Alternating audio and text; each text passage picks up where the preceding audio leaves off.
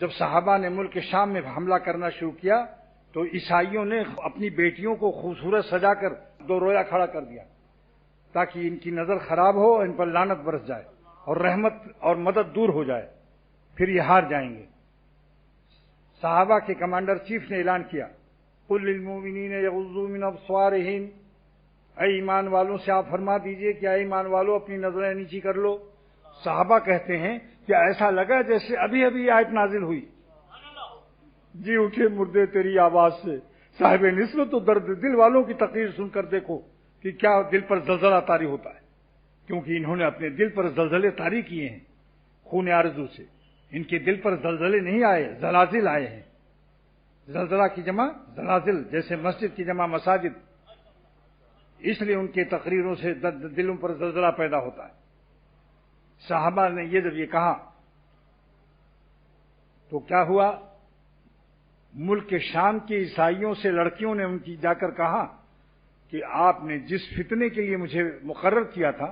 اور قلو پترا لگایا تھا آنکھوں میں اور سجا کر رکھا تھا، ارے یہ وہ اللہ والے ہیں جنہوں نے تو ہماری طرف نظر بھی نہیں کی۔ یہ ہیں اللہ والے، کیا کہوں، بڑے بڑوں کی گول ٹوپیوں کے ساتھ جب دیکھتا ہوں کہ الو نمبر 1 کی طرح دیکھ رہے ہیں حسینوں کو تو دل سے آہ نکلتی ہے کہ مولا کے قانون کو توڑ کر تم لیلاؤں کے مرنے والوں کے لیے تمہارے قلب میں اتنی اہمیت ہے، اپنے دل کی تکلیف گوارا نہیں، خدا تعالیٰ کے قانون کی عظمت کا احترام نہیں۔ دل نہ ٹوٹے، ارے ظالم دل کو توڑو، دل کیا قیمت رکھتا ہے، پھر دیکھو اللہ کیا دیتا ہے اس دل میں۔ انشاءاللہ سورج و چاند کی روشنی میں لوڈ شیڈنگ محسوس ہوگی، لائلہ کائنات کی نعمتیات جھڑ جائیں گے اور سلاطین کے تخت و تاج نیلام ہونے لگیں گے، مالداروں کے رین اور ڈالر اور پاؤنڈ سب بالکل معلوم ہوگا کہ کچھ نہیں، سارا عالم میری بوریا میں، میرے سارے دنیا کے سلطنت